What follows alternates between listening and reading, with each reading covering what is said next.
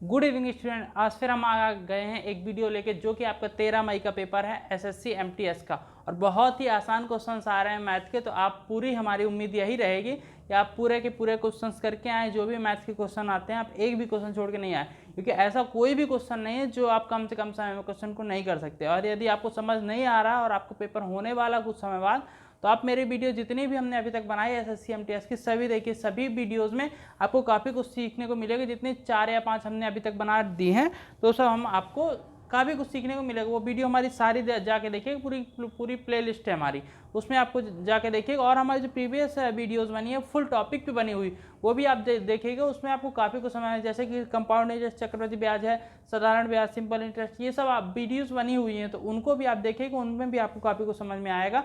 और भी हमारे पर्टिकुलर टॉपिक पे कई वीडियोस बनी हुई हैं, उनको भी ध्यान से देखिएगा, काफ़ी कुछ समझ में आए। जैसे कि ये क्वेश्चन है, फर्स्ट क्वेश्चन था 13 मई के पेपर का, एवरेज पे आधारित है। किस पे? एवरेज, मतलब औसत निकालना है। बहुत आसान क्वेश्चन है। बोल क्या रहा है, जब भी ऐसा क्वेश्चन आए 10 छात्रों की औसत आयु 15 वर्ष, 10 छात्रों की औसत आयु 15 वर्ष, और जब इनका योग निकालना होता तो क्या करते हैं, 10 छात्रों का टोटल योग, आयु को कुल योग गुणा कर देते हैं। मतलब आयु का योग कितना हो गया, 150 वर्ष टोटल, है ना। 10 छात्रों का औसत 15 है, तो इनके 10 छात्रों का योग कितना हो जाएगा, 150। क्लियर। आगे बढ़े, हम बोल रहे 15 छात्रों का औसत आयु 10 वर्ष है। 15 छात्रों का, है ना, ये छात्र हो गए हमारे, और ये हमारे औसत आयु हो गए 10 वर्ष है, तो कितना हो जाएगा ये 150, ये भी हो जाएगा। ठीक है, समझ में आया। अब देखिए क्वेश्चन क्या बोला, सभी छात्रों की औसत आयु ज्ञात कीजिए। सभी जितने भी छात्र हैं टोटल, उनकी औसत आयु निकालना। देखिए आपकी कुल आयु क्या आई है, ये आई है दोनों की अलग अलग, तो 0, 5 दूनी 10, 1 1 2 3, मतलब 300 वर्ष पूरी को टोटल आयु आई है। टोटल छात्र कितने हुए, 15 और 10 25। क्लियर। अब औसत कैसे निकालते हैं, टोटल आयु बटे बच्चों की संख्या छात्रों की, 25 से डिवाइड करेंगे तो 25 से कम 25 और 25 दूनी 50, यही आपका आंसर हो जाएगा। इतना आसान क्वेश्चन था, बहुत ही आसान। जब भी ऐसा क्वेश्चन आए आपको ये वाला पहला फार्मूला निकालना है कि आपको जो औसत दिया है, टोटल नंबर योग आपको चाहिए, तो आप दोनों संख्या को गुणा कर दीजिए, आपका योग आ जाएगा। इस तरह से आप कर सकते हैं। बहुत ही आसान क्वेश्चन था और आसान से आसान तरीके से इस क्वेश्चन को कर सकते थे। और अभी तक हमारी अपने एमपी पटवारी की पर्टिकुलर हमने मैथ्स पे पेपर पे जो भी हमारे क्वेश्चन आए वो सारे के सारे हमने करवाए। जो कि एमपी पटवारी के हमने पेपर सॉल्व करवाए हैं, उसमें हमको ऐसा कुछ देखने को मिला जो कि हर कॉम्पिटिटिव एग्जाम में क्वेश्चंस आ रहे हैं। तो जरूरी नहीं कि केवल वो पटवारी की वीडियो, उसमें आपको अलग अलग कंपटीशन एग्जाम के लिए क्वेश्चंस की प्रिपरेशन करने को मिलेगा। और हमने जो भी क्वेश्चंस करवाए हैं उन सब क्वेश्चन में हमने शॉर्ट मेथड या कम समय में किसी क्वेश्चन को क्या करें, कैसे करें, ये हमने उस पर बताया हुआ। और भी हमारे कई चीज़ें बनाई हुई है, वो आप सब जाके चैनल पर विजिट कीजिएगा, एक बार चैनल सब्सक्राइब जरूर कर लीजिएगा। उससे आपको काफ़ी मदद मिलेगी सीखने में और समझने में और पेपर को निकालने में। तो वो अब हम बताने वाले आपको अगला क्वेश्चन, जो कि सेकंड नंबर क्वेश्चन होगा। बताएं कैसे आप कम से कम समय में क्वेश्चन को आप करेंगे। स्टूडेंट्स, ये हमारा सेकंड नंबर क्वेश्चन है और बहुत ही आसान क्वेश्चन है, बस आपको कॉन्सेप्ट समझना है। देखिए, भिन्नों का एलसीएम निकालना है। भिन्नों का एलसीएम और एचसीएफ का अलग से, मतलब फ्रैक्शन नंबर्स का आपको एलसीएम और एचसीएफ निकालना है। उसका एक अलग फार्मूला होता है, वो यदि आप पढ़ना चाहते हैं तो कमेंट में जरूर बताइए। हम उसकी प्रॉपर एक वीडियो लेके आएंगे जिसमें कि आपको बताएंगे कि एलसीएम और एचसीएफ भिन्न संख्याओं को कैसे निकालेंगे, फ्रैक्शन नंबर का कैसे निकालेंगे। जो फार्मूला होता है आपका, ये दी हुई है भिन्न संख्या 3/8, 5/16, 7/2। इसका जो फार्मूला होता है फ्रैक्शन या भिन्न, है ना, भिन्न का एलसीएम क्या होता है, अंश का एलसीएम बटे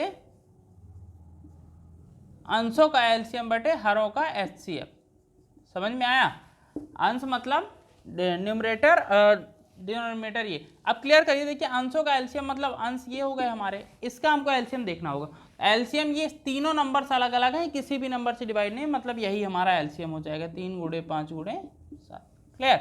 अब आए हम इसको दो तरीके से आपका एचसीएफ निकाल सकते हैं, मतलब ये हर हो गए हमारे नंबर, इससे दो तरह से एचसीएफ निकालते हैं। एचसीएफ क्या होता है, हाईएस्ट कॉमन फैक्टर। तो आप देखिए मिनिमम संख्या ये 2 है, इसमें केवल 2 × 1 बन रहा है। ठीक है, इसमें करते हैं तो 2 से बड़ा तो कोई हो नहीं सकता, 2 से छोटा हम देखते, 2 से छोटा क्या होगा, 2 × 8 करेंगे, 2 × 4 करेंगे, मतलब कॉमन फैक्टर क्या है, 2। एक तो तरीका ये है एचसीएफ निकालने का। दूसरा तरीका क्या है हमारा, हम इधर ही बता देते हैं आपको क्या होता है। 8 का हम निकालेंगे तो क्या हो जाएगा हमारा सबको पता है ना ये कैसे करना है। मतलब 2 गुणे 2 गुणे 2, ये 3 निकल आए। अब 16 का करें इसी तरह,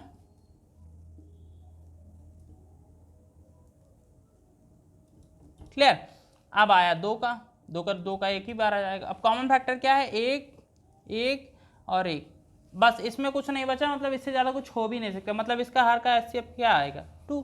सिंपल क्वेश्चन था। आगे सॉल्व करेंगे तो करेंगे इसको 15 15 7 105, मतलब 105/2 हो जाएगा।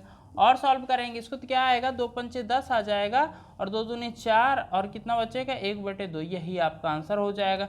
या उसको दशमलव में ऑप्शन होता है तो दशमलव में आप कर सकते हैं। तो दोनों तरह के ऑप्शन कर सकते हैं, ये तीनों तरह के कहना चाहिए, तीनों तरह के आप ऑप्शन पे आंसर लिख सकते थे। ये उसका फॉर्मूला होता है कि यदि भिन्न संख्या है तो उसका आप एलसीएम किस तरह से निकालेंगे, और एचसीएफ का भी अलग फार्मूला होता है।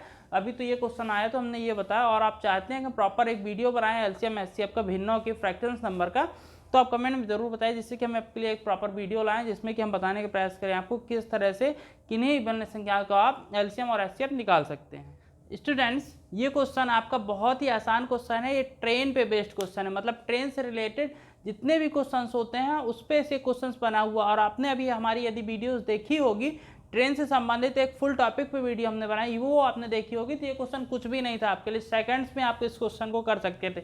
हमको तो पेन और रफ तक की उठाने की जरूरत नहीं पड़ेगी यदि हम इसको करना चाहें तो आपको भी ऐसे ही करना। आप इस तरह से कैसे कर सकते हैं, यदि आपने हमारी वो वीडियो देखी होगी ट्रेन बेस्ड क्वेश्चन वाले, जो हमारी पूरी प्रॉपर वीडियो है वो आप देख लीजिएगा। अभी नहीं देखी तो अभी देख लीजिएगा, आपको काफ़ी कुछ उसमें सीखने को मिलेगा। तो इसमें करना क्या है, जब भी ऐसा क्वेश्चन दिया हो, जब बोल रहा है एक ट्रेन की लंबाई 660 मीटर है, यह 36 किलोमीटर की स्पीड, गति कितनी दी है 36 किलोमीटर पर आवर, 910 मीटर पुल को पार करने में कितना समय लगेगा। सिंपल क्वेश्चन है। जब भी पुल जैसी चीज हो या अपोजिट आ रही, अपोजिट दिशा में कोई चीज हो तो उसको माइनस करेंगे। लेकिन यदि पुल है, स्टेबल चीज है, कहना चाहिए कि पुल है, पुल तो कहीं नहीं जा सकता है, पुल खंबा ये सब हो गए तो इसको प्लस करते हैं दिया हुआ है, तो हमारा जो डिस्टेंस हो जाएगी वो कितना हो जाएगा 660 मीटर प्लस 910 मीटर। तो टोटल डिस्टेंस क्या हो जाएगी हमारी 0 6 1 7 और 9 6 15, कितना हो जाएगा 1570 मीटर। क्लियर। अब दूसरी बात क्या आती है कि आपको स्पीड देखनी है, यही ना चाहिए होता टाइम निकालने के लिए, डिस्टेंस अपॉन स्पीड। ठीक है, दो चीजें चाहिए। अब देखिए करना क्या है, सिंपल क्वेश्चन है कि आप देखिए इसमें क्या बोल रहा है, स्पीड 36 किलोमीटर पर आवर, लेकिन ये किसमें दिया हुआ है मीटर में, तो हमको किसमें कन्वर्ट करना होगा किलोमीटर, मीटर पर सेकंड में। उसके लिए जो हमने बताया वो बहुत ही इंपॉर्टेंट चीज है। यदि आपने इस तरह भी कर लिया इतना, तो इसके बाद भी आप फंस सकते हैं यदि आपने मीटर पर सेकंड यूनिट पे ध्यान नहीं दिया है तो इसको जरूर ध्यान देना। वो वाली हमारी पूरी वीडियो देखिए, हमने एक एक चीज उसमें कवर की हुई है आपके लिए कि आपको कहीं प्रॉब्लम ना आए उस चीज को पढ़ने में। तो करना क्या होगा, इसको 36 किलोमीटर है, इसको जब हम मीटर पर सेकंड में कन्वर्ट करते हैं तो 5/18 से क्या करते हैं मल्टीप्लाई कराते हैं। सिंपल, ये आएगा 2, मतलब कितना आ जाएगा 5 × 2 मतलब 10 मीटर पर सेकंड इसकी स्पीड आ गई। सिंपल क्वेश्चन था, आपको सब मिल गया, अब आसानी से आप कर सकते हैं। 1570/10, स्पीड 10 है, दूरी ये है, 0 0 कैंसिल होगा, बचेगा 157। टाइम पूछ रहा था ना, 157 सेकंड आपका आंसर आ जाएगा। सिंपल क्वेश्चन है, बहुत ही आसान क्वेश्चन है। इसी से घुमा घुमा के कई तरह के क्वेश्चन आते हैं। रियलिटी में बताएं हम, ये क्वेश्चन इस तरह भी आता है कि 36 किलोमीटर पर आवर्स को आप मीटर पर सेकंड में कन्वर्ट करिए, वो ऐसे भी क्वेश्चन आते हैं और रहता कुछ नहीं। यदि आपको ये कॉन्सेप्ट नहीं पता है 5/18 कैसे आया, तो आप हमारी वो वाली वीडियो जरूर जाके देखिएगा, उससे अब तो बहुत कुछ आपको समझ में आएगा। अब हम बताने वाले आपको 4th नंबर क्वेश्चन बताएं, कैसे आप कम से कम समय क्वेश्चन को आप करेंगे और किस तरह से उन टॉपिक्स को उठा के आप आसान से आसान तरीके से क्वेश्चन को आप कर सकते हैं। स्टूडेंट से हमारा 4th नंबर क्वेश्चन है, बहुत ही आसान क्वेश्चन, इसमें लाभ प्रतिशत निकालना है और देखने में तो बहुत ही छोटा क्वेश्चन, लेकिन थोड़ा सा कहना चाहिए दिमाग लगाने वाला क्वेश्चन है। आप कई बार गलत भी कर सकते हैं इस क्वेश्चन को यदि जल्दबाजी करेंगे तो, क्योंकि इसमें थोड़ा सा ट्रिकी क्वेश्चन है, बस समझना है कॉन्सेप्ट आपको। बस जब भी ऐसा क्वेश्चन दिया रहे, आपको पैसा नहीं दिया रहे, क्या बोल रहा है, यदि एक वस्तु का क्रय मूल्य उसके विक्रय मूल्य का 80%, केवल परसेंटेज दिया है ना, कोई मूल्य नहीं दिया, आपको क्या करना है, बोला एक वस्तु का क्रय मूल्य उसके विक्रय मूल्य का 80%। हम मान लेते हैं विक्रय मूल्य क्या मान लेते हैं 100 रुपए।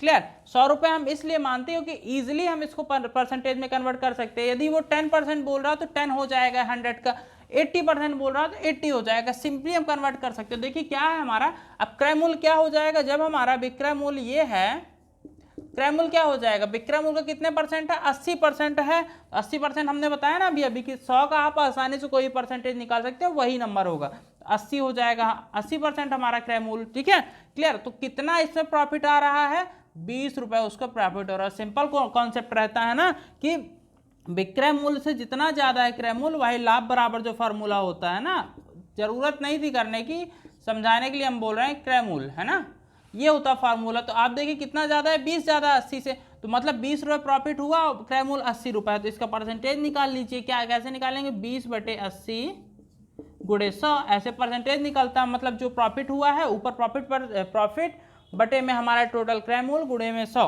तो 0 से 0 कट गया, और 8 से नहीं, 2 चौको 8 कर देते हैं, इसको कट कर देते तो 25, कितना हो जाएगा, 25% प्रॉफिट हो गया। सिंपल क्वेश्चन था, आसान से आसान तरीके से आप निकाल सकते थे। जब भी आपको वैल्यू नहीं दी हो, हम बता रहे हैं आपको कि आपको 100 लेना है, केवल परसेंटेज बस दिया हो, क्रय मूल्य या विक्रय मूल्य जहां पे भी आपको जरूरत पड़े केवल 100 लेना है आपको, आसानी से आप आंसर आ जाएगा। कई बार होता है क्या, यदि हम थोड़ा सा अलग लेवल का करें, यदि हम एग्जाम्पल नहीं लेते हैं तो हमको प्रॉब्लम हो जाती है क्वेश्चन करने में, तो वो प्रॉब्लम नहीं होनी चाहिए, इसलिए आप 100 ले लीजिए। यदि पैसा जो भी है, हमने इधर विक्रय मूल्य लिया, क्रय मूल्य पूछा तो क्रय मूल्य हम 100 रुपये ले लेते, वही चीज़ हम इस तरह से लेते हैं, इस तरह से आसानी से क्वेश्चन को कर सकते हैं। अब हम बताने वाले हैं आज की वीडियो को 5th नंबर क्वेश्चन, बताएं किस तरह से आप कम से कम समय क्वेश्चन को करेंगे, और जो पेपर्स में आ रहे हैं क्वेश्चन वो किस तरह से आप कर सकते हैं, जिनका भी होने वाला है SSC MTS का। स्टूडेंट्स ये हमारा 5वां नंबर क्वेश्चन है, और आज की वीडियो का हमारा लास्ट क्वेश्चन है। बहुत ही आसान क्वेश्चन है, कुछ भी नहीं इसमें, तो आसानी से आप कर सकते हैं। इस क्वेश्चन में थोड़ा सा एरर भी था, वो हम बताएंगे क्या है। बोल रहा है कि यदि 10 पुरुष किसी कार्य को 500 दिनों में कर सकते हैं, तब उस कार्य को 200 दिनों में करने के लिए कितने अतिरिक्त पुरुष कितने आवश्यकता होगी। क्लियर। हमारा जो फार्मूला होता है क्या होता है, M1 मतलब मैन फर्स्ट वाले है ना, इंटू D1 मतलब फर्स्ट डेज 500 दिन, वर्क कितना दिया, W1 मतलब 1 होता है, सिंपल। अब क्या होता है दूसरे side M2 D2 and W2, ठीक है। काम तो एक ही कर रहे हैं ना सब, तो आपका काम जो होगा फिक्स होगा, ठीक है। तो M1 मतलब M1 कितना दिया 10, D1 कितना दिया 500, ठीक है क्लियर। काम तो एक ही है तो वर्क एक ही करेंगे। M2 कितना दिया है, मैन नहीं दिए हैं, सॉरी M2 ही निकालना हमको। D2 कितना दिया 200, नहीं डेज ही निकालने हैं ना हमको, मैन तो हमको ऑलरेडी डेज दिए हुए हैं, सॉरी। ये W2 हमको कितना दिया 1, एक ही काम कर रहे हैं ना, तो एक फिक्स है। अब देखिए करना क्या है, इस पर क्या, अब हम सॉल्व करते हैं इसको, तो क्या आ जाएगा हमारा M2 इज इक्वल टू 10 गुणे 500, ये और बटे में आ जाएगा 200, क्लियर। 2 0 कट जाएगा, 2 पंचे 10 आ जाएगा, आंसर आ जाएगा 25, क्लियर।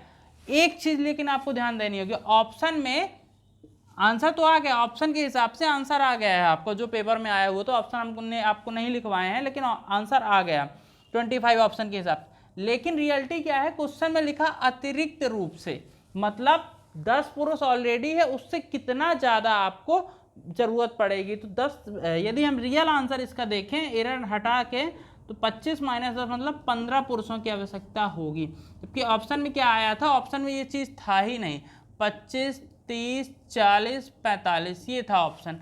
तो अब ऑप्शन ही नहीं था तो हमको क्या करना, मजबूरन में ये करना पड़ा कई बच्चों को, तो वही ऑप्शन ही था, उसी को आप करके तो सही आए। यदि ये सही से एरर नहीं होता यदि, तो आसानी से आप 15 इसका आंसर लिख सकते थे। मतलब ये आपको हमने बताने के लिए किया है कि आप क्वेश्चन को भी ऑब्जर्व किया करिए कि क्वेश्चन क्या पूछ रहा है, कहाँ पूछ रहा है, वो चीज़ आपको ध्यान देने की बात होती है। वीडियो अच्छी लगी और दोस्तों में शेयर करिएगा, नोटिफिकेशन बेल आइकन ऑन कर लीजिएगा, और चैनल को सब्सक्राइब जरूर कर लीजिए, जिससे कि आने वाली वीडियो है वो आपको टाइम पे मिल पाए। और अभी तक हमारी आपने प्रीवियस वीडियोस नहीं देखी हैं तो वो जाके देखिए, उससे आपको काफ़ी कुछ सीखने को मिलेगा। Thank you.